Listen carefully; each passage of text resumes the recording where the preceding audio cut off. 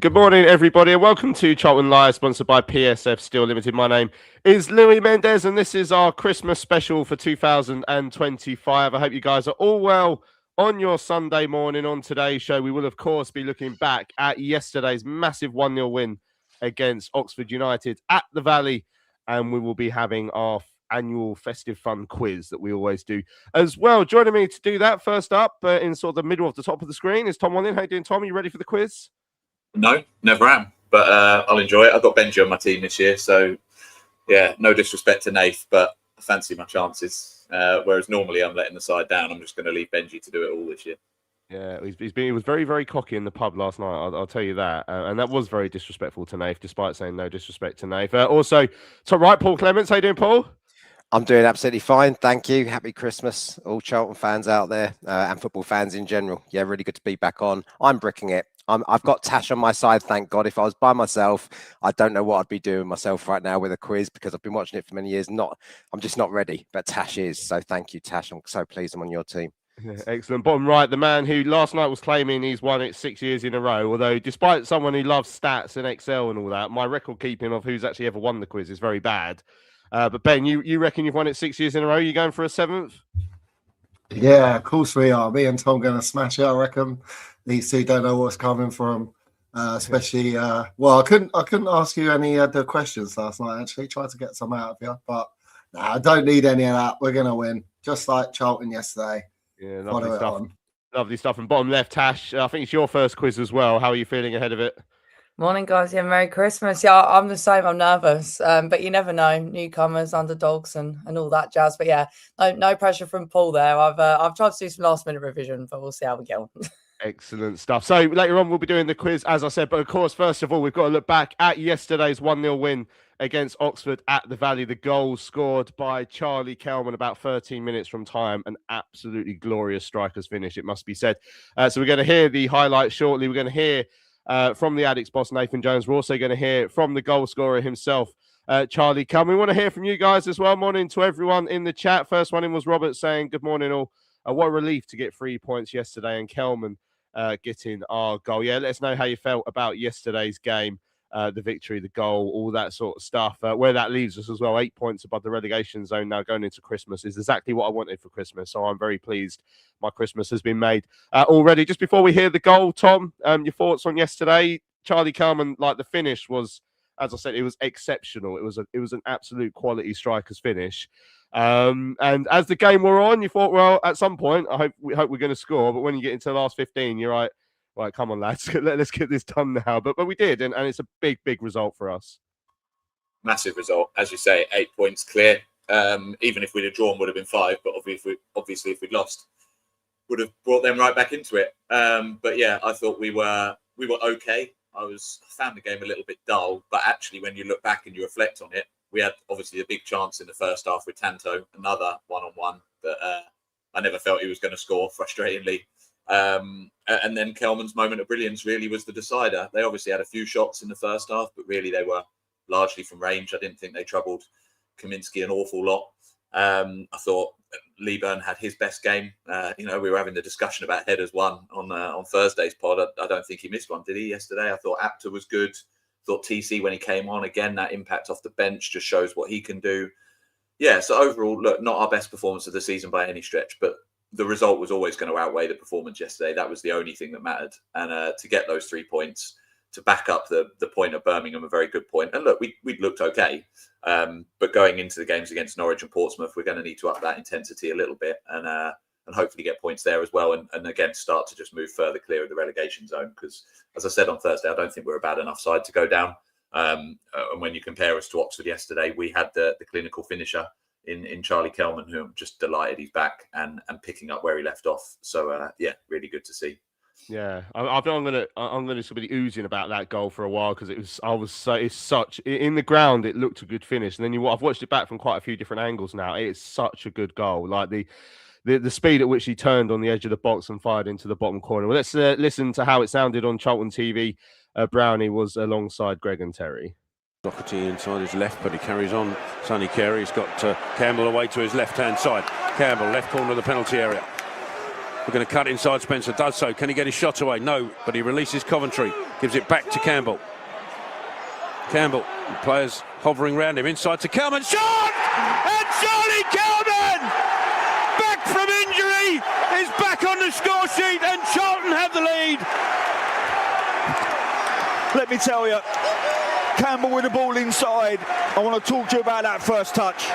On the back foot, opened up the opportunity to get the right foot shot away. It's what he brings. He brings that little bit of quality inside the penalty area that we haven't had up to this point. I love the fact that Campbell recognised the shot wasn't on. He went to Coventry. Coventry calm as a cucumber back to Campbell. I love that little ball inside to Kelman. But have a look at that first touch on the back foot, which opens up the opportunity for the strike. He then matches the touch with the finish. Deadly accuracy, shoots past Cummins before he can move. Charlton lead. There we go. Deadly accurate, as Brownie said there, Paul. I mean, it was such a good goal, and we've all been saying like we've missed Charlie Kelman, I think, more than a lot of people realised, and that was arguably more for his sort of pressing and running in industry that he was doing up top alongside Tyrese Campbell. But it's clear all season as well we've missed a quality finisher.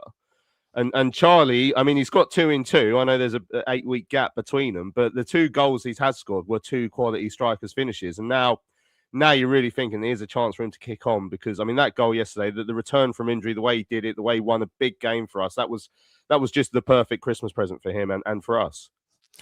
It was a wonderful Christmas present, wrapped with a bow, and it had his reintroduction had so much about it. As you said, Louis, we absolutely have missed him without a shadow of doubt in terms of his pressing capabilities. But I listened to your Substack interview. I'm glad that Tom hasn't, by the way. This is giving me a bit more confidence, because Lee Byrne's ratio of headers was actually lower than you'd expect yesterday, Tom. It was in the 70s region from my recollection of listening to the Substack. But anyway, this is good. We've really missed him in terms of his work rate and style up top. Let's put the goals to one side for a second. The other point is, my takeaway from the Nathan Jones interview that I heard on the sub was that there was a tendon injury that was kind of holding him back a little bit ahead of this really clearing up and him going. And I really felt, and I said to my son Josh yesterday, the pace that he was running at down the left wing to close something down at one point, it just felt like an extra yard than what we'd seen up to the point before his injury. So clearly he is feeling really fit and he is going for it. And his finishing, we knew it doesn't matter kind of what level you're at. It's about how do you acclimatize to those steps up. What is going on around you in terms of creating chances. But if you know where the goals are and you can score consistently, I genuinely believe you can do it at any level, going all the way back to the sorts of Ian Wrights with Greenwich Borough, then getting into Arsenal eventually, etc. All that sort of stuff can happen. And he has got it within his locker. He just, the differentiation between him and Tanto was one thing, the ability to know exactly where the corners of the goal was away from the goalkeeper. And he did it with aplomb. Tanto couple of times now in recent games. He's gone from, I don't know what he's trying to do, try to go through the goalkeeper's legs, I don't know, but it's just like that composure in front of goal and knowing exactly where to strike, and taking that corner, that right-hand side corner was absolutely fantastic. So I'm delighted he's back. I really hope that he plays in again against Norwich, because I just have this feeling he's going to kick on now. Yeah, and we're going to hear from him later in the show. You're right. I mean, I do love the Ian Wright story about how he played for just irrelevant minnows like Greenwich Borough and Palace before actually going to a real club and showing what he was worth at Arsenal. Mark Drury says Kelman looks like he's never been away, full of confidence. The touch and finish was top draw. He also said, Ben, it's a huge result yesterday. We mustn't downplay it as well. It was a must win, high pressure game. Sometimes the result is more important than the performance. Although great to see Kelman and TC linking up for it. I mean, that was it yesterday. Like the way the game panned on. I mean, the first half we weren't exactly massively free flowing, but we had 3 big chances, I'd say, particularly the Tanto Elafe one. We had the Bree one, Frid the volley, and the Carey one right in the stroke of half time as well. But so at half time, I was thinking, I still think we're going to go and win this. And I even said in our WhatsApp group, like, bring on Kelman for the last 20 minutes or so. He came on for the last half an hour and scored. I also said, like, talking about Leeburn, how big he was yesterday. And I mean, you said in the pub after the game yesterday, Ben, that he was your man of the match. Yeah, I thought, bizarrely enough, I know he didn't score or assist or anything. I just thought that was one of his best games for us. And the criticism he's had of high pressing and putting himself about, winning headers, I think he did all of that yesterday. And he really showed a lot of passion and I think it rallied the team as well, because he was pressing high. He obviously sent Nathan Jones on the floor, whacking the ground, rolling around after that tackle he did, and the referee deemed it a foul. But yeah, no, really, really pleased for Marsh yesterday, because maybe now he feels that competition coming back. With Charlie coming back in the squad, he knows his place is under threat. Whereas before, it was either him, Tanto, or TC starting. Obviously, him and Tanto did well last week against Birmingham. Obviously, he missed that good chance, and maybe that was preying upon his mind as well, trying to repay his place in the squad after missing that chance last week. So really pleased with him. As you said, I think that first 20 minutes, half an hour, you could tell that it was a big game, because I thought the style of, the attractiveness of the football was dreadful. Everyone kept giving the ball away. It was long balls up front. Their fans were getting frustrated because that's the style of play that Rowett plays, and we were getting under their skin a bit like that, because then we started to have chances, as you said, Carey, Bree, Tanto, Carey again from the rebound. It was unfortunate yesterday for Carey. He had a couple of good chances. That one in the first half just went past the post. He looked a bit more himself yesterday, some good runs through the middle. But as you said, Leeburn and Tanto done well at the start. Rob Apter as well. I thought he looked very lively, added different dimension to our game. But the second half we did look a lot better, and these chances were stepping up. And when you can bring those two off the bench, it's a massive coup for us to bring those two off. And that's what we were doing at the start of the season. Defence is getting tired, and then we can bring on Kelman and TC. It just ups the ante a bit, and especially going in front of the covered end in the second half gives us that extra bit of noise as well. And massive win, as you said, to have that gap now in the relegation zone is massive for us, and then going into some big games as well. Yeah, Enigma says, I thought Apter did well. It was nice having a naturally left-sided player down that side. Yeah, I mean, he was another one who impressed. I think Nathan Jones in the interview we'll hear. I can't remember how long into it he is, so it might be after I've cut it off. But he spoke about Apter's sort of defensive duties in the first half as well, in particular, before he really grew into the game as it went on. But I mean, that defensive header he did in the first period when the cross went towards the far post and he headed it behind for a corner. I mean, that was a really big intervention for someone who's not used to doing the defensive side of the game as much. So that was really good. But yeah, we saw him growing into the game as an attacking threat, and he does look a real threat. Rob Apter, it's he has been unlucky not to play as much as he would have wanted to, because of the first month he had, and then Bree came in his role. But he looks like a decent player actually at this level, Tash, and yesterday was really encouraging for him. I was so pleased for him, honestly. I feel like, he had a brilliant first month, then disappeared completely out of the picture, and then he came back for Southampton. We all know how that went.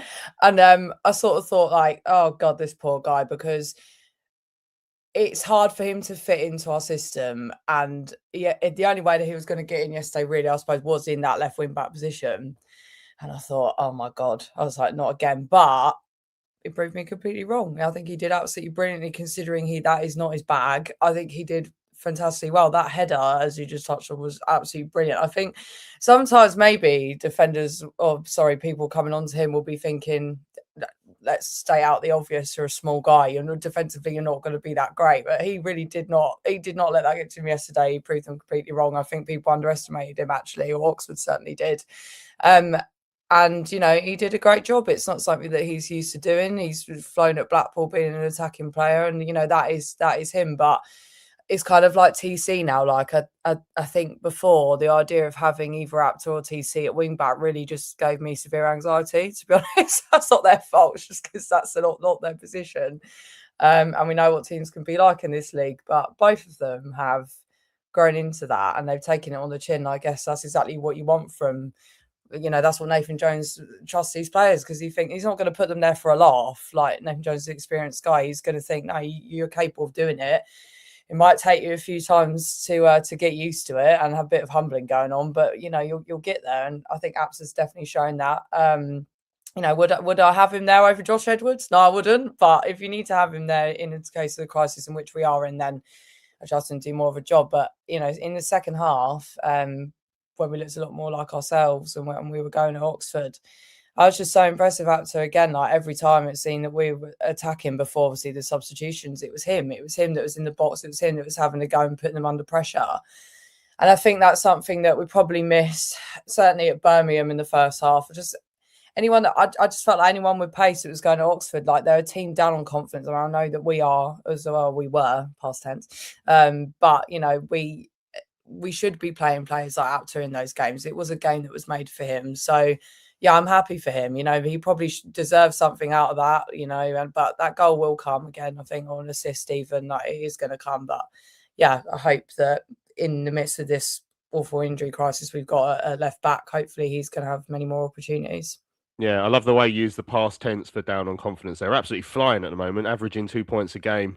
Over the last couple of games, Neil says that Apter's defensive header was quality. We saw what Hernandez did in a similar situation. Not sure why Nathan hasn't tried him there earlier. And Enigma says there was something very clinical about Apter doing one job in the first 65 and then TC coming on and changing the dynamics of that side. It was such a great blend. And it was so good, like TC's first action immediately as well, that cutting in and curling wide of the far post. I mean, obviously, they'll start curling in at some point, but again, it was an immediate sort of warning shot to Oxford. Right now, you've got a different problem that you've got to keep an eye on, because TC is a problem for opposition sides. As much as people have been frustrated with him at times this season, other teams fear him, and there's a good reason why. Right, let's have a listen to what Nathan Jones had to say after yesterday's win against Oxford. Result today, and a deserved one as well.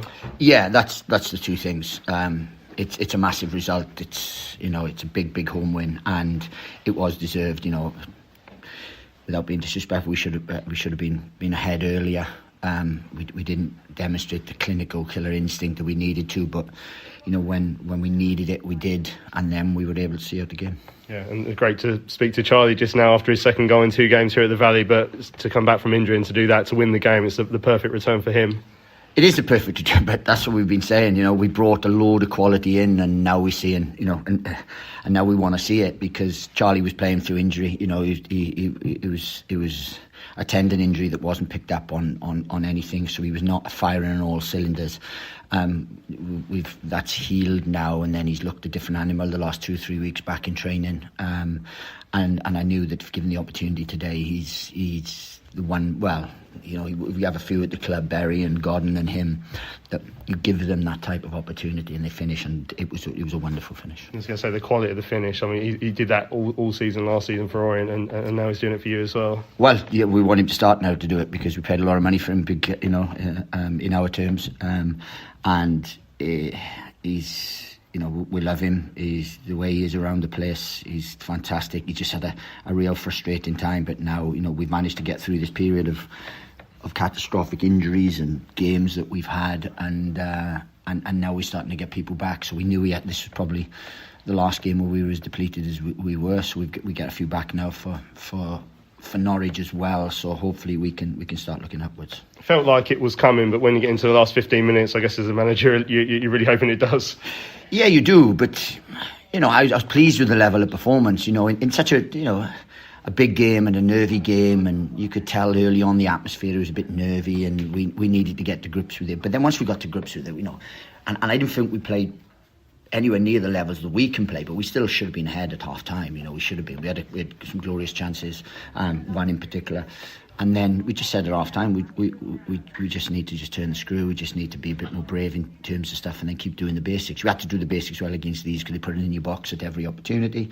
So we did that, kept a clean sheet, which is really, really good. And then we just grew into the game. We were really in the ascendancy, and then we made real positive substitutions. I thought Abda was wonderful today defensively, and then really started to come into it. And then TC took that on, and then when TC come on, we provided that just a little bit of calmness and slipped it to Charlie, and then Charlie provided the killer instinct. I wanted to speak about Miles Leaburn as well, the amount he won in the air today, and all over he was just excellent, it seems. Well, he's starting to become a number 9, and that's what it is. Fitness-wise, he looks fit, he looks strong, he looks athletic, he's winning headers. All he needs now is just to convert all these things and to get goals, and it's a proper number 9. But the way he worked, he is starting to come together now, and that's really, really pleasing, because he's a great kid, works so hard, wants to do well at times. We need him to have certain things, and that is coming. But he's only young, and it's the first time I think anyone's really treated him as a number 9, a proper number 9, a target, someone that can go up against people, and we're going to need that because we have people that can are second strikers, Kelmans, Oluwafis, Gordons, that will be able to feed off him. So it's important that he is. There you go. That's Nathan Jones speaking about yesterday's win against Oxford at the Valley. One comical moment towards the end, Tom, when Miles Leaburn. I think he felt Miles had got fouled. The referee felt that Miles had done the fouling, and Nathan Jones. It's hard to tell sometimes from his body language because he's quite subtle, but I don't think he agreed with the decision. He was on all fours, banging the floor with his hands, and got a booking for it. But yeah, that was pretty good. That was great, wasn't it? Whenever anything happens like that now, I'm just sort of trained to just look straight to the bench just to see what he does. And that one, I was angry. I thought it looked from, and appreciate I'm a long way away in the north end, but I was pretty sure it was a foul the other way. So, but when he's standing right next to it, and obviously I think we were 1-0 up by that point, weren't we? And yeah, absolutely raging. But it was great. I thought he was going to do a little tribute to Seb Lewis and do the worm at one point, but just slamming his fingers into the turf. So it's lucky they've AstroTurfed it or 3G'd it down there, because otherwise it could do some damage.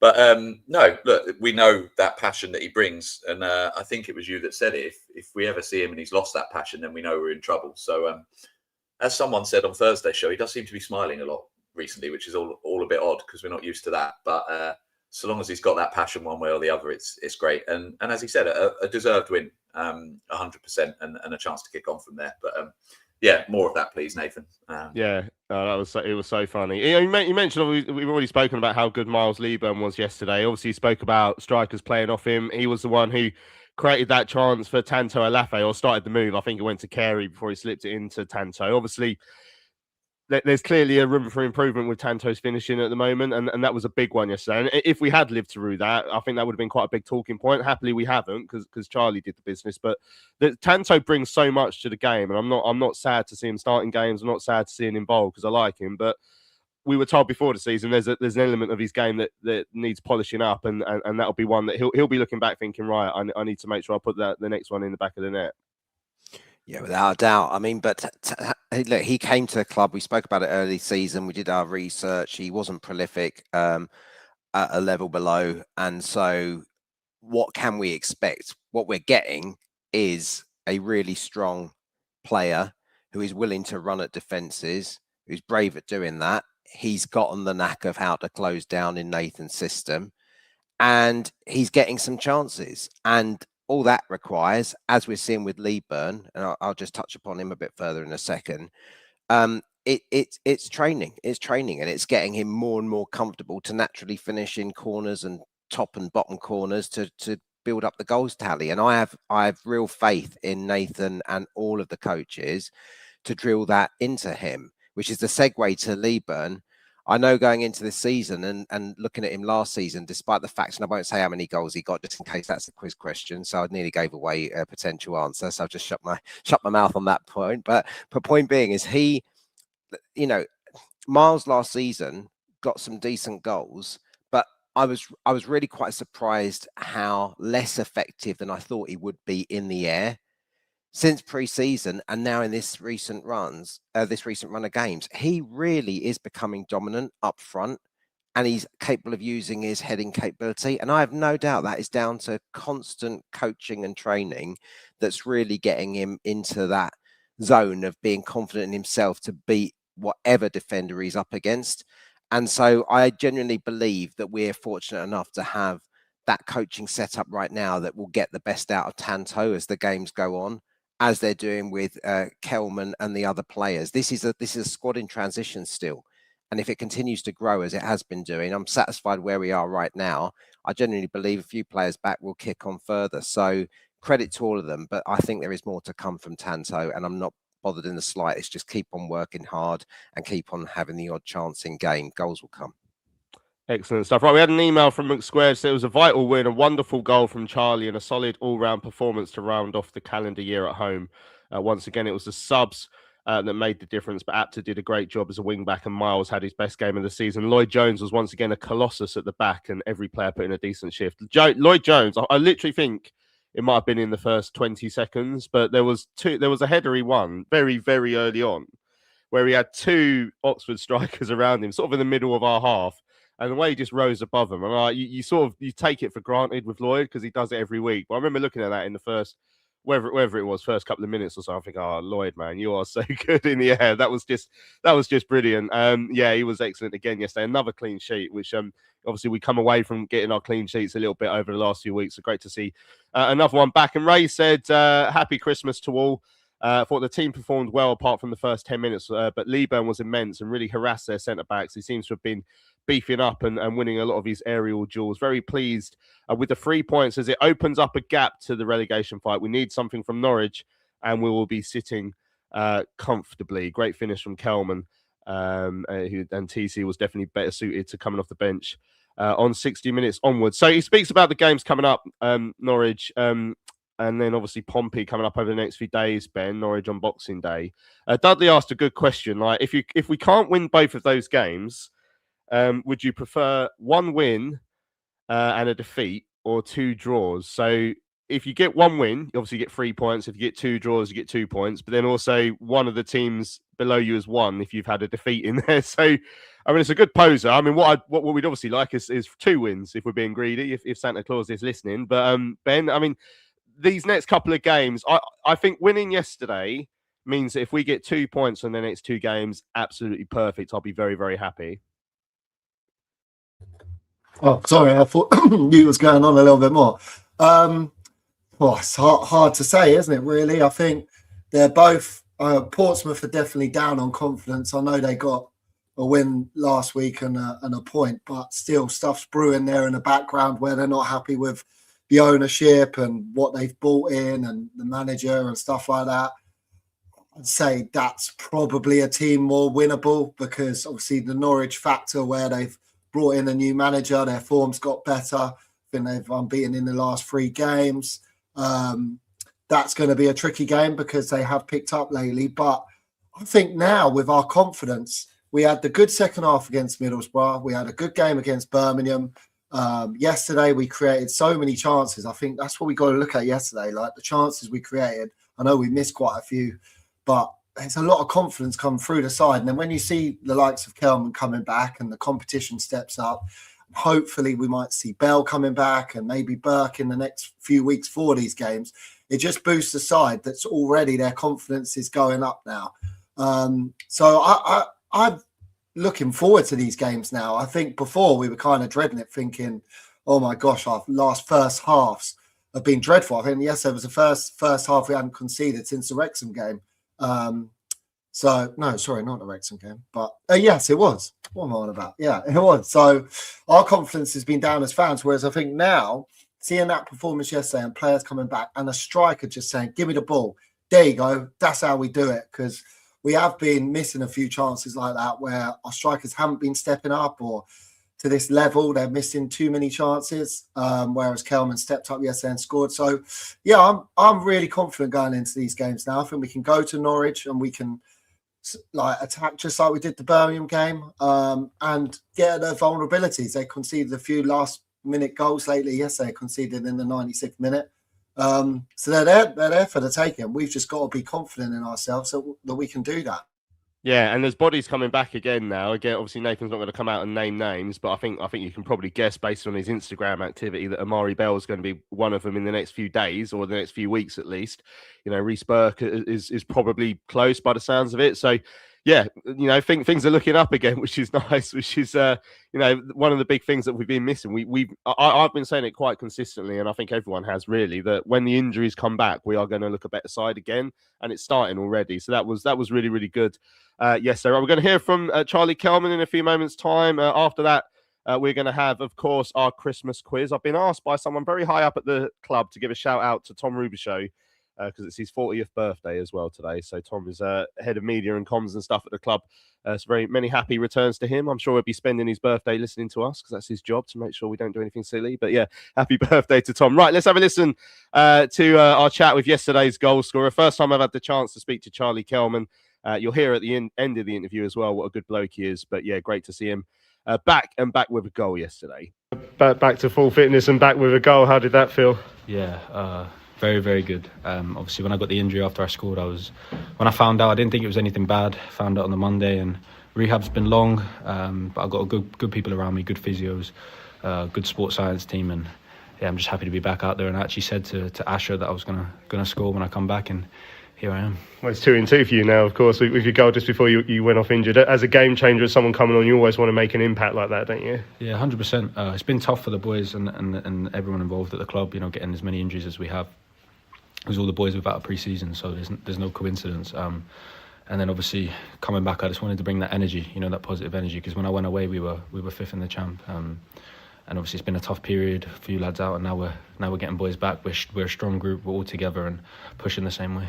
The timing of your injury must have been so difficult for you personally, having just scored that goal against Swansea. Yeah, 100%. It was tough, man, very tough. When you move for big money, so to speak, there's a lot of pressure that comes with that, and it's the first time I've really experienced it. But I feel like I've matured now and learned how to deal with it, and yeah, I'm reaping the rewards. But I'm just thankful for everyone at the club, everyone who's got me back to full fitness, and most importantly, Gaffer and Jim for bringing me here. I'm enjoying it. What a club, and hopefully I get many more.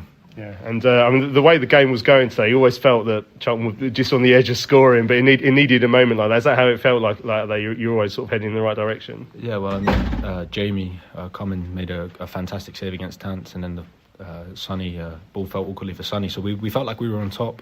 We knew that there'd be one moment for either side, and fortunately it fell for me. Is everyone aware of how big a game it was today? Obviously, with where Oxford were sitting in the table, if they had won, it would be a very different looking table right now. No, to be honest, it's too early to think about that. I think as Charlton and obviously myself last season at Leighton Orient, we were both down there at this time last year. And then, it's all about after the Christmas do, I think the lads were saying. So we had a good week pulled together, and we're ready to kick on now for the last half of the season. You just had your Christmas do this week, didn't you? Is that what's the secret formula to the win today? Yeah, I think so. And I think Beza as well, trying to put a parking clamp on my car every 2 seconds at the training ground. It's a fantastic group, fantastic lads, and it's a pleasure to be a part of. There you go. That's Charlie Kelman speaking to me after yesterday's game. So it didn't actually make the clip. I forgot to take it out, but he donated a load of gear to people for Christmas, like a load of club shop gear. He explained that he'd gone in and spent a couple of grand in the club shop and donated it to obviously people sort of less fortunate as part of the sort of Christmas spirit in SC7, which is very, very good of him. Right, one more thing I'm going to mention before we go to the break, Paul, is I think, and the history books will show that Thomas Kaminski got an actual real injury at one point yesterday. So when it's just the timing of it was perfect though, because we were down to 10 at the time. Kane Ramsey had just gone off, and I guess we'll find out more over the next few days about whether Kane's hurt. But Kaminski went down. I was like, oh, here we go. He's just like holding the game up so he can get Keenan Goff on for his championship debut. But either he's taken acting lessons or he was actually injured, because he genuinely looked to be in some actual pain there yesterday.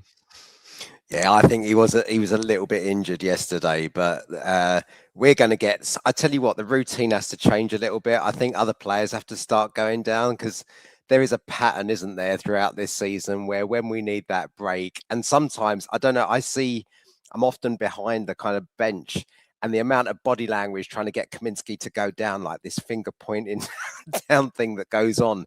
But he was injured yesterday, I think, and thankfully he was able to continue to keep his latest clean sheet. So that's fine. But yeah, he definitely, I don't think it was acting lessons. That said, he's either going to have to get acting lessons because the basic stuff of just touching behind the back of his hamstring or his ankle, etc., isn't going to wash for too much longer.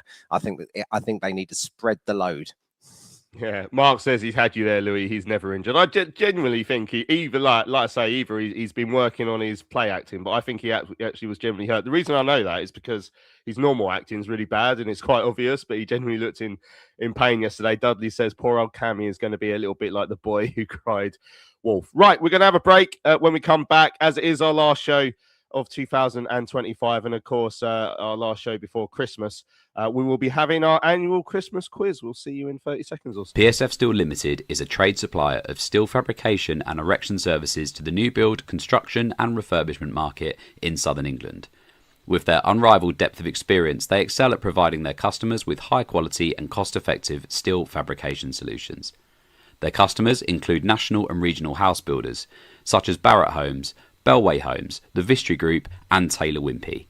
They pride themselves on their service-based ethos and commitment to customer service excellence, which includes full technical backup and on-site services and support. If you would like more information, go to www.psfsteel.co.uk. That's www.psfsteel.co.uk. Hello fellow addicts, I'm so excited to tell you all about our micropub, the River Ale House. The River Ale House is based in East Greenwich. It has 6 Pub of the Year awards, an ever-changing selection of amazing beer. It's owned by Charlton fans, walkable to the ground in just 20 minutes with buses that go direct to the Valley too. If your matchday routine includes a drink with your friends, you must join your fellow addicts in the river. See you soon. Right, welcome back to Charlton Live. This is our last show before Christmas, and therefore we are going to have our annual festive fun and games. I've devised a quiz for you guys to play along to. What I have done as well is all of those guys in the studio, they can't see your comments this week. I've actually turned them off. So if you want to play along with the quiz in the chat and you can sort of shout out the answers in the chat, feel free to do so, because unless they've been very sneaky and opened up a second YouTube window and just watching it in there, they won't be able to see your answers. So feel free to play along. So as we said earlier, we've been doing this every year for a long time. I can't remember when we started doing this. Ben reckons he's won 6 years in a row. When I used to be on the other side of the desk as well, when we used to do this in the studio and I wasn't the host, I'm fairly confident I had an immaculate 100% record of winning quizzes as well. So the pressure is really on Paul and Tash because this is their first quiz. And also they've been paired together. So I did a draw earlier on, I think it was last night, I did the draw to devise which two teams who will be in each team. So we've got two sides set up. There's going to be 8 questions for each team. Tash and Paul are in team number 1, which is called Jones to the World. And Tom and Ben are in team number 2, which is called Jingle Amari Bells, which is lovely stuff. Every year, I also come up with a new buzzer for the correct answer or the wrong answer. So when the guys shout out their answers, they'll hear one noise to say if they're wrong and one noise to say if they're right. So this is the noise they will hear if they're wrong. We didn't go do a lap of honour. We didn't do a conga. We didn't do the Mexican way. So there we go. That's Nathan Jones reacting to criticism from Ashley Young for us over celebrating. And I'm sure you can all guess what noise they're going to hear if they get the answer right. I ain't solid. I mean, that's outstanding. There's always going to be that. Nathan Jones, when I inadvertently described a 7-point week, including a 3-0 win away at Ipswich Town, as a solid week, which Nathan put me in my place. We've got a couple of audio rounds. that we're going to hear. We've got a few just normal question rounds as well. As I say, join in the chat. As Mark says, of course it's on Excel. Of course it is. What you can't see is in the background, this Excel document links to another Excel document. It's really clever, but you'll be well impressed if you got to see it. Andrew says, Louis, you've set the questions, shouldn't you therefore be 100%? Yeah, that's true. But I think if I hadn't set the questions, I'd still be getting 100% as well. Dan says, if the quiz isn't going well, don't go down holding your hamstring. I'll keep an eye on you, Paul, if you're going to start doing that as well. You're the one with the acting experience. So we will see. Right. So the first question goes to Jones to the world. I'm going to put like a sort of a timer here. So you're going to have about 20, 30 seconds to answer each question. Otherwise, we will literally be here until Christmas Day. So the first one is for Tash and Paul. I've written out the questions. I'm a terrible judge of whether questions are hard or easy, because obviously in my mind they're all easy. So it'd be interesting to see whether this is fair or not. But here we go. First question to Tash and Paul. Jones to the world says, who scored our first away goal in all competitions this season? Oh God. Off to a good start. Rob Apter, Paul, QPR. QPR, is it? It was 0-0, Bristol City. Yeah. Rob Apter's got to be. Because that was in August. Yeah, it was. Is that your final answer? Oh, hang on. Let's... you got 5 more seconds. Okay, yeah, look in. We have some time on that. Yeah. We didn't go do a lap of honour. We didn't do a conga. We didn't do the Mexican way.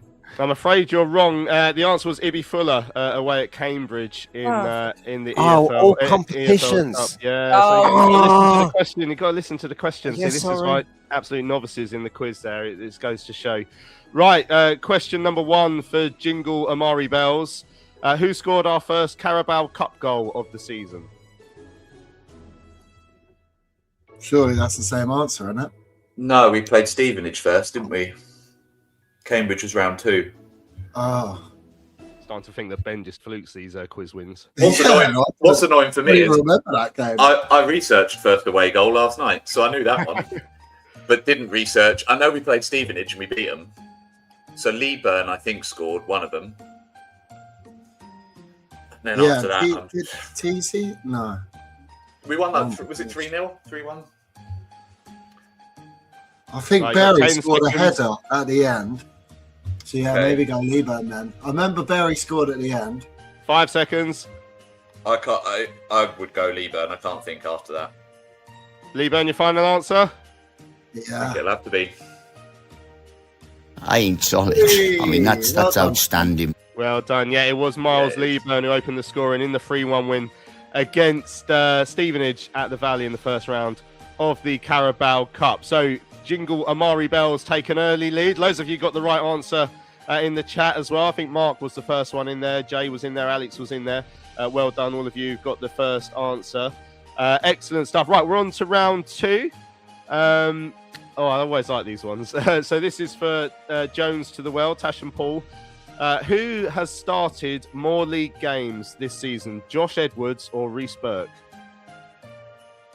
Why does this? It makes me feel like it's a trick question, but obviously, I'm gonna say Josh Edwards, Paul. I think. How many games in did he come out injured? Was it about 3? Burke's had a few. I think Burke might have had one more game than. I'm happy. I'm happy to go with that. I'm gonna go. Right, it's gonna be tight, isn't it? We go Burke. Yeah. So your final answer, Reece Burke. Believe so. We didn't do a lap of honour. We didn't do a conga. We didn't do the Mexican. I've got some bad news. Have a pint of that. Yeah, I'm afraid you're wrong. Josh Edwards has started 7 and Reece Burke has only started 5 league games. So after 2 questions, you got 0 points. This is a big chance for Jingle Amari Bells to take an early 2-point lead in the Christmas quiz. Tom and Ben, who has been subbed on more, Harvey Nibbs or Tanto Alafe? They're the 2 highest subbed on players, but who's been subbed on more? Tried to do a bit of research on this yesterday. I would say Nibbs. Yeah, I would say Nibbs because I think Alafe has started more. Yeah, that I'd be the same. Yeah. So yeah, I would be thinking Nibbs. Yeah, Get your I do final think answer? Nibs. Yeah, Harvey Nibs, I like it. I think so. I ain't solid. I mean, that's outstanding. There we go. It's correct again. Yeah, Harvey Nibs has been subbed on 15 times. Tanto Alafe has been subbed on 14 times. So it's a 2-point lead after just 2 questions for the experienced quiz heads. Jingle, Amari Bells, the newbies, Jones to the World are lacking behind terribly. Some good answers in the last couple of questions on the chat as well. I think Andrew got Edwards, Enigma got Edwards for the first one. Jay got Nibs. There's some people getting it wrong as well, which to me suggests that hopefully these questions aren't too easy, which is good. Deputy Dan got Nibs as well. Well done to those of you in the chat getting those questions right as well. Right, we are into our first audio round. First of 2 audio rounds. This one is a traditional one, which I always like because it's funny noises in it. But basically, I've taken the commentary of a goal and cut out the name of the goal scorer. So Tash and Paul, you have to tell me who scored this goal and who it was against. Campbell looking to take his man on. Does so. Ball across the box is a good one. Can't get a full enough contact, but it goes in anyway. The dropping ball on the edge of the 6-yard box connected into the ground, and it took an age to go over. And the goal just watched it into the right-hand corner, and Charlton are back level. So there we go. Who scored that goal and who was it against? Right, Tash. Yeah. I reckon this might be by some good fortune because wasn't it Apter that scuffed his shot at QPR? Yeah. And I think he was just. I don't think he was in the 6-yard box. I think he was just outside it. And But didn't he scuff it against QPR? I'm happy to go that because I was absolutely clueless. So yeah. Yeah, I have a sneaking suspicion it's that because it's the scuff clue, and I'm sure that's the real only one. The other one that came to mind was Tanto up at Sheffield United, but that wasn't. No, like that was that. It was a clean, wasn't it? Yeah. Yeah. Okay, Let's go with that to QPR by some good fortune. Please let me have a point on the board with Tash. I ain't solid. I mean, that's outstanding. There we go. Tash and Paul, Jones to the World have got a point back. It was Rob Apter's equalising goal against Queen's Park Rangers earlier on this season. Right, Jingle, Amari Bells, this is your goal. Please tell me who scored it and who it was against. Campbell with space into the penalty area on the left-hand side, looking for options now. Ball out to the edge, and Carey, Doherty trying to tee up, takes the shot. Oh, what a finish that is! Outstanding strike from. There we go. Who scored that goal and who was it against? I'm thinking that's James Bree against Derby. It's got to be an away game because the roar wasn't loud when we scored. Yeah. And obviously that's quite a big ground. Yeah. And that was a great strike, I remember. And it kind of someone... Was Doherty the touch before? Must have been, I think. But I just remember it kind of came up to him and he volleyed it in, didn't he? I remember that bit.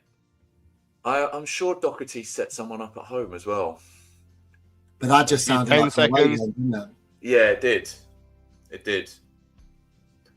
Right, let's have a final answer then. Yeah, I'll say James Bree at I Derby. I can't think anywhere else. So yeah, Bree. I ain't solid. I mean, that's outstanding. You can see why Ben wins every quiz that he's ever been on because this is absolutely outstanding. It was indeed James Bree's goal away at Derby County in the 1-1 draw with the Rams. So Jingle, Amari Bells take a 3-1 lead after 3 rounds of questions each. Again, loads of you in the chat got the right answers. Apter for Queen's Park Rangers. I think the first one again was Andrew. Was concerned it's turning into the Ashes, but at least there's a point on the board for the team that looks likely to lose at the moment, which ain't going to happen in the Ashes, is it? And Alex got Derby Bree. Quite a few of you got Derby Bree as well. So 3-1 to Jingle, Amari Bells. Let's get into round number 4. This is the playoff final round because, of course, that was arguably the highlight of the year when we got promoted at Wembley earlier on this year. We have got a couple of themed rounds coming up as well, which are quite fun. But this one is for Jones to the World, Tash and Paul. Who was the youngest player to feature for Charlton in the final? Mbic. Did he come on? Yeah, he did, didn't he? And Bick came on late. It's got to And be him. it must be him. Because that Anderson didn't, I don't think. No, it's got to be. I think that's right. I think it's Big. Yeah, let's go with that, Tash. Let's go with it. Go for it, Lou. I ain't solid. I mean, that's outstanding. Excellent work. 2 points on the board now. You're clawing it back to 3-2, albeit with the other guys having a question in hand. Yeah, Mika and Bick, only 18 years of age. I think he was still 8. I think he was 18 when the final happened as well. It might have been 17. I should have checked that. But he's definitely the youngest player who featured for the Addicts in the playoff final. Now, this is one of those questions where I don't know if this is easy or not. Because obviously I know it because I was there, but I don't know how many other people saw this. But I did an interview which was filmed after the game with Lloyd Jones, and it was very funny because a lot of players got involved, and it was a bit of a laugh. But there was a little comment from Lloyd Jones to one of the people getting involved, and he was wearing a Charlton kit, and Lloyd Jones turned to him saying, "Why are you wearing a kit? You weren't even playing." So for Tom and Ben, who was that aimed at from Lloyd Jones? And it went reasonably viral amongst Charlton fans on the BBC London Sport account. So I'm hoping that some of you saw this. Otherwise, it's an incredibly difficult question. But I can see people are getting it right in the chat already, so you should be able to get this. Better get onto YouTube then and have a quick look at the Danny Hilton, maybe, Tom? Can't say I remember hearing this. No, I don't So know. much Louis clearly interviews. thinks more of himself than I do. I don't watch any of his stuff. Picking up, and it's gone viral and everything. I'm trying to think. Or there's players on the bench, right? So someone like Alex Mitchell, Maynard Brewer probably was the keeper. Or Yeah, I it's just like think or it's like a physio or someone like just a You got non-player. 10 who got injured. seconds. Mitchell's Yeah, a I joker, think and Hilton's a Yeah. joker. So one of them two. You get this right more than I do. So I'd just say Danny Hilton then. yeah, all right. I ain't solid. I mean, that's outstanding. That is outstanding work. It was indeed Danny Hilton, who, of course, didn't feature in the playoff final, but was wearing his kit. Everyone in the chat got that immediately, so I'm quite pleased that people did know that. They got him Bick right as well. Although, as Deputy Dan says, I do wonder if Ben has the chat up on his phone because he's getting a lot of these answers correct very suspiciously for a man who, well, to be fair, claims to have won every quiz he's ever been in. But there we go. So it's 4-2 to Jingle Amari Bells after 4 questions each. They're on for a perfect score at the moment. Right, we are into round number 5. This is the Boxing Day round. Of course, with our Boxing Day fixture coming up in a few days' time. So for Jones to the World, we all know the memorable game against Chelsea in 2003. We all know that Scott Parker ended up moving to Stamford Bridge not long after that game. But which future Charlton player featured for Chelsea in their 4-2 loss at the Valley? Paul? Yeah, no, good. It's a good question, wasn't it? Just future Charlton player from Chelsea. Grand. My defence, I was 5. Yeah, that's fair enough. I was a bit older than that, but just trying to work. I know this, though. Graham Stewart, no, that was too early. It's not someone like Jimmy Floyd Hasselbank or someone like that, is it? Oh, fat ass. Do you know what? Would have he been a? Yeah, See, you know what? For Charlton, For so a 5-year-old, that might be an absolute gem. It could be. That's all I got, to be honest. It could be. There was a Russian loanee we had as well from Chelsea. Can I and give I'm you just 10 trying to- seconds? Oh, let's go for Jimmy Floyd. Eat less mince pies, Hasselbank. I ain't solid. I mean, that's outstanding. That's a great answer. Yeah, it was Jimmy Floyd Hasselbank who featured for Chelsea. And on paper, he featured for us in future years, although anyone who saw him play would suggest he didn't really. He was there. He was taking up a shirt, but he was rubbish for us. Right, 4-3 to Jingle Amari Bells, who still have to answer their Boxing Day question. Again, it took me a while to remember this. So I'm hoping it's more difficult than it sounds. But we're away to Norwich on Boxing Day. Who was the last team we played away from home on a Boxing Day? We did is it Orient Leighton a couple Orient? of weeks ago, a couple of years ago, because I went. Yeah. Yeah, and that was And that would have terrible. I been- was only talking to it yesterday about Yeah. something like that. And then what about last season? We had season Cambridge were at home last season. Cambridge at home when we scored really early. Yeah. Yeah, I think it must be Orient. Yeah. We'll go Orient, Lou. I ain't solid. I mean, that's outstanding. There we go. I think that was way too easy. But yeah, no, you're right. It took me ages to remember that. I thought it was a really good question. I was like, it was only 2 years ago. But right, yeah, who in the chat got those answers right? So the Chelsea question was obviously a bit harder. So you did well to get that right because quite a few people are saying maybe it's Colton Cole. A couple of people said Alexi Smertin as well, Paul, who was the guy who I think you were thinking of. Mark says Benji can't have a second screen up because his internet wouldn't support it, which is a very, very good point. And on the Leighton Orient game, actually, I'd have to say, not many people got that one right. Deputy Dan said maybe it was Ipswich, but John was correct. It was Leighton Orient a couple of years ago under Michael Appleton. We lost 1-0 late on. That was a very, very bad day. Excellent stuff. So after 5 questions each, Jingle, Amari, Bells are still on for the 100%. They lead by 5 points to 3. It could be all over as a contest in this round. Right, this is the second audio round. This one is for Tash and Paul. Jones to the world. I'm going to play you a clip of a Nathan Jones interview, and you have to tell me what game he is talking about. It's a game of real fine margins, you know. Both teams, real honesty, really well matched, went up against each other, and we got let down by a decision. They scored a goal, first goal, forget the second goal because we're trying to chase the game, we changed shape, we tried to go after it. But the first goal is always going to be about the first goal. Got let down by a decision of the officials. They then went up the other side and scored. So, which game were we talking about there? Me speaking to Nathan Jones. I'm blank. Right, it's a 2-0 defeat by the sounds of it. 2-0 defeat. I'm just thinking. Do you know what? As he was talking, I was thinking Swansea, but I don't think we lost that game 2-0. No, it was 1-1. Yeah, it was 1-1. So, 2-0 defeat. Preston. Oh, Potentially. I yeah, can't. it could be Preston. That just stands out to me as It could be I don't know, Preston.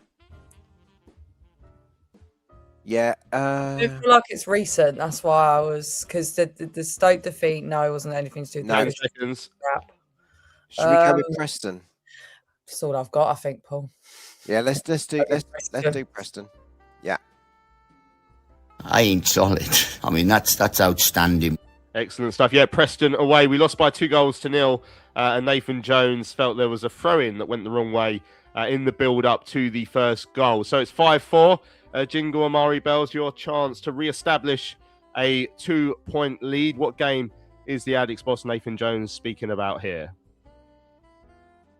Real context behind it. I mean, Lloyd, Bree and Kane Ramsey in the normal world wouldn't have played today because of illness and injury, but they've gone through the barrier really for the club and for us. Not everyone does that, but they have. And I thought it was a tight game. I thought we had a lot of good chances first half. Should have been ahead, and then it's taken that bit of madness to break the deadlock. Wrexham, definitely. Because I remember they were ill. Oh, and then he went, unlike some others that couldn't play through the pain barrier, so we all thought Liebert would play through the pain barrier, and that's what he was getting at. Yeah, I forgot that happened because that was like a big talking point. And since then, it turns out everything's absolutely fine. So there we go. So you're going for Wrexham. Maybe that was too easy. I ain't solid. I mean, that's outstanding.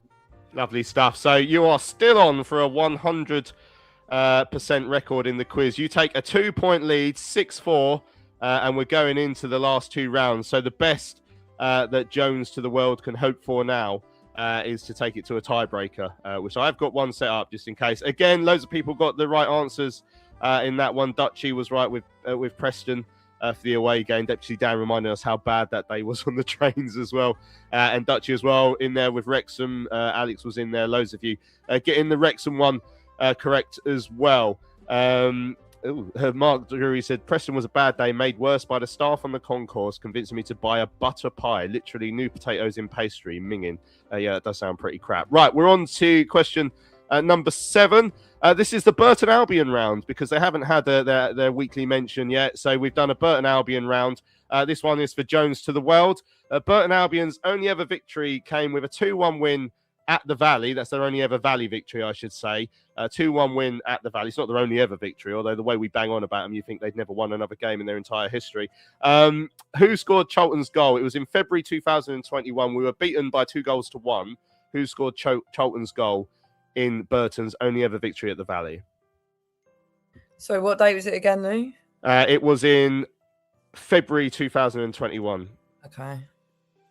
So the season, we were down in League One, obviously. Oh, God. It's not someone like Jaden Stockley or something like that, is it? I reckon it's either Stockley or Chuck Sanike, maybe. It was that game where Alshalaja scored against us. Probably. We lost. Yeah, was that 2-1 and then Chuck scored late on? I'm down for that. I reckon, yeah, rather than Stockley, I reckon Chucks. I reckon Chucks, yeah. He was definitely there. Cool. Is that your final answer? Yeah. We didn't go do a lap of honour. We didn't do a conga. We didn't do the Mexican way. You're going to kick yourselves. It was Jaden Stockley who scored the goal. Sorry. So, right, now you're just playing for pride. Quite a few of them in the chat got Stockley correct. A couple of people went for Washington as well, but it was Jaden Stockley. So let's just see if we can get to the 100%. Your Burton Albion question, Tom and Ben, jingle Amari Bells. Charlton's record FA Cup win came against the Brewers in 1956. What was the score? So our biggest ever FA Cup win. He's joking. Where's Mark Newbury when you need him? He was his ball boy that day, I think. What biggest? What FA Cup results can you remember that have been like decent? That have been big. All I can think of is it's going to be 5 or 6, isn't it? Toby the hat-trick Stevenson scored that thing, but that was the Johnson's Paint Trophy. 6-7-0, I'd say. Don't know. You don't think they got a little consolation? Don't know what Burton were like in those days. This is Burton we're talking about. Let's go. Should we go 6-0? What do you reckon? Yeah, go 6-0. We didn't go do a lap of honour. We didn't do a conga. We didn't do the Mexican way. I'm disappointed. It was 7-0 back in the 1950s. Charlton's record FA Cup victory. So it's still 6-4 after 7 questions each. The dreams of 100% quiz unfortunately have gone. Mark's in the chat. Cheeky buggers. I'm not even in the studio. Quite a few people got it right though with the 7-0. I think Dudley was the first one in there. John got it correct with 7-0 as well. Enigma. And John, but we're both easy correct with Google, though, isn't it? The 7-0. Yeah, here we go. Right, we're into the last round, just for a bit of fun now. This is the Charlton history round. Tash and Paul, Jones to the World. What decade did Charlton first play at the Valley? My dad is going to shoot me. What decade? Yeah. Okay. Well, they were good during the war. I'm going to go with that. Yeah, prior to that, because it was such a big ground at that point. So, do you reckon the 20s? I think it's got to be. If you're established in 1905, it might be even the 10s, but it might even be the 10s. But should we go with the 20s? 20 years prior to? Yeah, let's go for it. Yeah, let's go for it. We didn't go do a lap of honour. We didn't do a conga. We didn't do the Mexican way. Yeah, it was the 1910s. The first time we played at the Valley was in 1919. It was right on the cusp. That's why I thought it was quite a good question. Final question then, and I think this is actually quite an easy one. Goes to Jingle Amari Bells. How many grounds in total have Charlton played home games at? Definitely 4. Definitely 4. So how many did we have before that?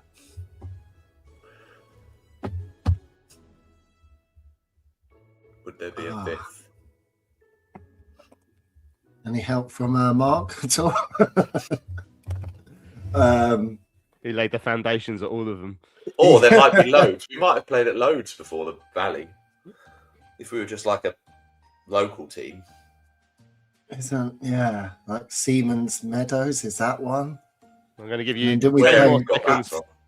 Catford or something as well? There was definitely one in Catford for sure. Should I say 6 then, maybe? Yeah.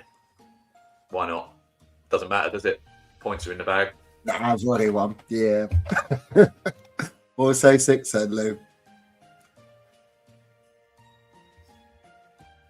We didn't go do a lap of honour. We didn't do a conga. We didn't do the Mexican way. It was 8 in total. You may remember there's a big famous banner at the back of the covered end that says 8 grounds, 1 home. But obviously that includes the Valley, Selhurst, Upton Park, the Mounts in there, Siemens Meadow. There's a couple of others which I should have written down really. But no, there's 8 grounds that the Addicts have played at completely. They played at the Mount in Catford. Yeah, there's loads of them. Siemens Meadows one as well. But there we go. You've still won the quiz. Congratulations, Ben. Your 100% record that you've claimed and made up is still intact. You win by 6 points to 4. Quick post-match interview with the losers, Paul and Tash. Where did it go wrong? And are you thinking of resigning? Absolutely no chance. Want to do this again next year. We were just slow off the mark and they, 2 early goals. What were we to do? It's fine. We'll be back. Listen to the gut instinct next time, guys. That's lesson learned. It's fine. Yeah. We did well. Excellent stuff. And Ben and Tom, Ben, as the winning man for apparently 7 years in a row. Did you drag Tom along with you there, or was he the heavyweight hitter in the team? What do you think? I think no. Tom helped there at the start with that Liban one. I genuinely didn't know that, but we did the basics well, so that's what I was happy with. I don't actually know if it was like 6 or 7 years on the trot. I was just kind of making that up last night, but I'll have to go back and listen. But yeah, well done, Tom. We done it. Happy days. Got my little medal here as well. Well, you bought yourself a medal. That's quite sad. But Mark says Tom and Paul weren't the best versions of themselves today, but Ben wins for the 21st year in a row. Right, massive congratulations to Jingle Amari Bells. That is the end of our final show for 2025. We always have a break over Christmas. So our next show is going to be on January the 2nd, which is a Friday. It's going to be in the evening. It's going to be the day after we play Coventry at home. So we'll have a chance to look back at the games against Norwich on Boxing Day, against Portsmouth on the 29th, and then against Coventry on New Year's Day at the Valley. So make sure you join us then. But massive thanks to everyone who has joined us throughout the year. I hope you've enjoyed it. It's been a fantastic year for Charlton Athletic, and brilliant that we managed to pick up an important 3 points yesterday as well to round off our home games for 2025. Obviously, we want to wish you all a Merry Christmas. Merry Christmas to everyone who's joined me on the show throughout the course of the year as well. And obviously to Tom, Paul, Ben and Tash who've joined me today and played the quiz. Many thanks to you guys. A Merry Christmas one and all. Merry Christmas. Thanks, guys. Happy Christmas, everybody. Lovely stuff. So I'm Louis Mendez. This has been Charlton Live, sponsored by PSF Still.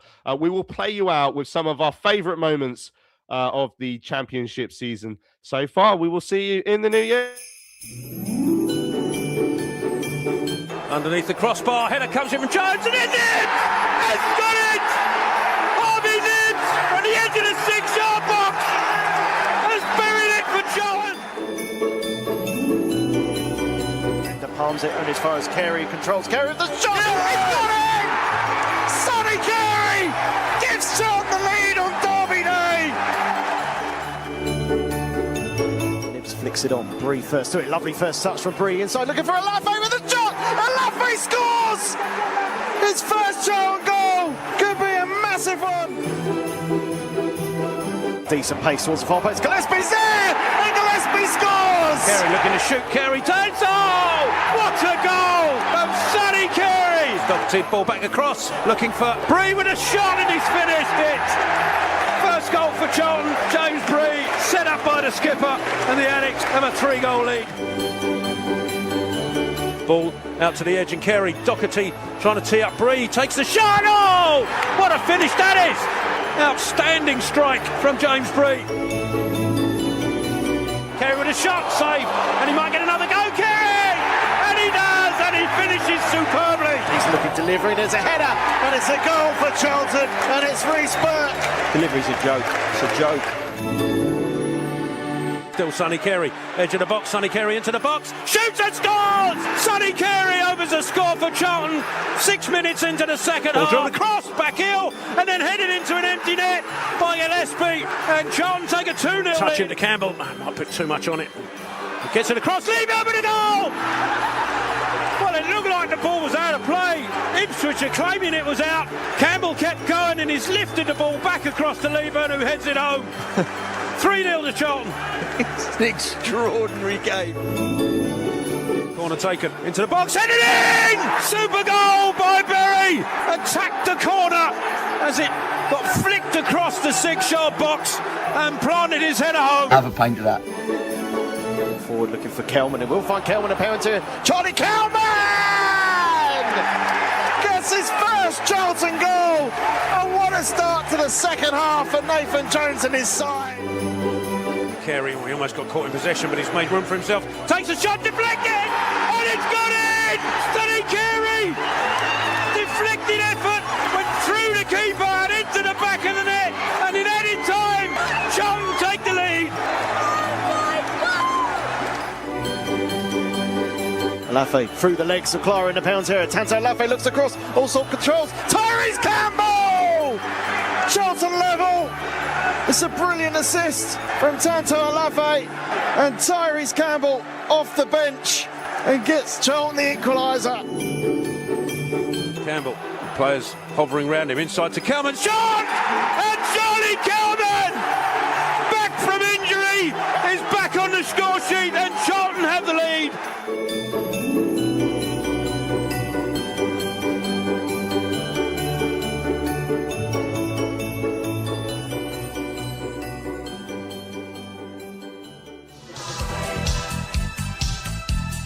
Charlton Live.